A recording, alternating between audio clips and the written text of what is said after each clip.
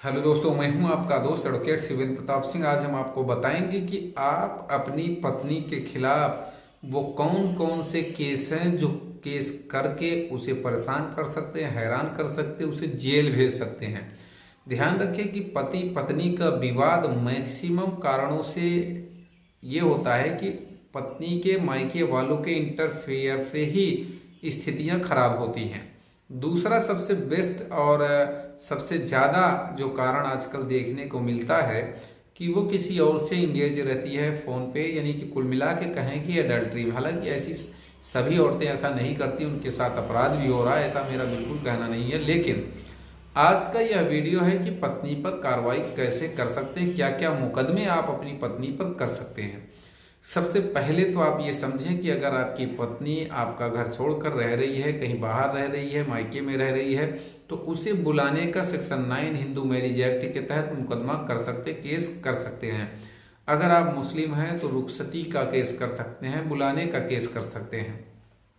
दूसरा ये कि आप उसके ऊपर, अगर आपसे ज़्यादा वो कमा रही है, आपसे ज़्यादा वो मेंटेन है, आपसे ज़्यादा पैसे कमा रही, चाहे वो सरकारी नौकरी हो या प्राइवेट नौकरी हो, आपसे ज़्यादा रिटर्न्स भर रही है, इनकम टैक्स भर रही है, तो ऐसी स्थिति में आप बेरोजगार हैं तो धारा 125 सीआरपीसी के तहत आप उससे मेंटेनेंस भी ले सकते हैं। मेंटेनेंस के अधिकारी आप भी हैं।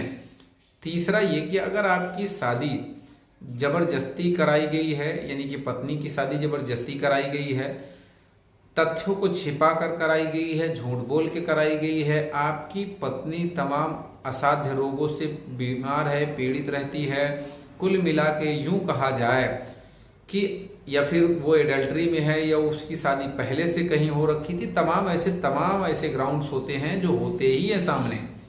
तो अगर ऐसी स्थिति है तो धारा 12 हिंदू मैरिज एक्ट के तहत आप विवाह को शून्य भी करा सकते हैं।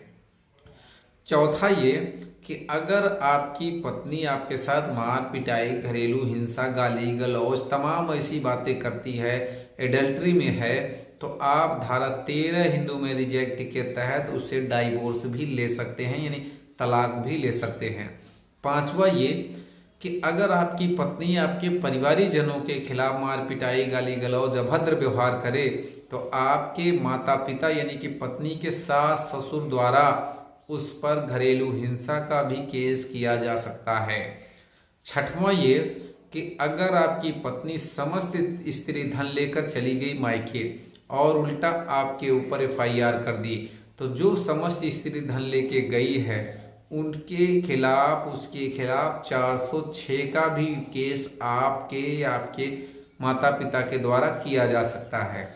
सातवां ये कि अगर आपके ससुराली जन यानी कि पति के ससुराली जन यानी पत्नी के मायके वाले आपके साथ मार पिटाई, गाली गलौज, अभद्र व्यवहार वो करने आए हैं आपके घर में, तो तुरंत पुलिस बुलाकर उनके खिलाफ एफआईआर करा सकते हैं। तमाम ऐसी धाराओं में, गाली गलौज, मार पिटाई की धाराओं में, या फिर ज़्यादा चोटें वगैरह आ गई हैं तो 307 या जो भी लग रही, 325, 324 जो भी धाराएं, 323, 504, 506, 147, 148, 149 कोई शस्त्र के साथ अगर इस तरह की घटना की जाती है तो तमाम ऐसी बातों में, तमाम ऐसी धाराओं में एफआईआर उनके खिलाफ भी लगाया जा सकता है। आठवां नंबर का, अगर आपकी पत्नी ने आपके खिलाफ कोई फ्रॉड किया, 420 की, या आपके घर का पैसा आपने मायके में पहुंचा रही है, तो उसके खिलाफ 420, 406 जैसी तमाम धाराओं में भी मुकदमा बनता है। उसके मायके वालों पर भी मुकदमे बनते हैं। कहने का मतलब ये कि तमाम ऐसे केस हैं जो आप अपनी पत्नी पर भी कर सकते हैं। सवाल इस बात का है कि ज़्यादातर लोग अपनी पत्नी के द्वारा किए गए केसों में सिर्फ अपना बचाव करते हैं। तो अपना बचाव ना करते हुए, ठीक है आप अपना बचाव करें, लेकिन अगर आपके खिलाफ आपराधिक कृत्य हुआ है, आपको बेवजह हैरान परेशान किया गया है, वो टॉर्चर कराई गई है, तो उसके खिलाफ भी मुकदमे किए जा सकते हैं। उसके खिलाफ मुकदमा किया जाने पर जो टॉर्चर आप फेस कर रहे हैं, जो हैरान परेशान आप हो रहे हैं, उसको भी होना पड़ेगा। हो सकता है इन केसों को करने के बाद स्थिति इतनी नॉर्मल हो जाए कि बिना किसी पैसे का, बिना किसी लेन देन के आपका और आपके बीच समझौता हो जाए। तो ऐसी ही तमाम कानूनी जानकारी के लिए आप YouTube चैनल को जरूर सब्सक्राइब करें। वीडियो अगर पसंद आए तो वीडियो को लाइक करें, शेयर करें।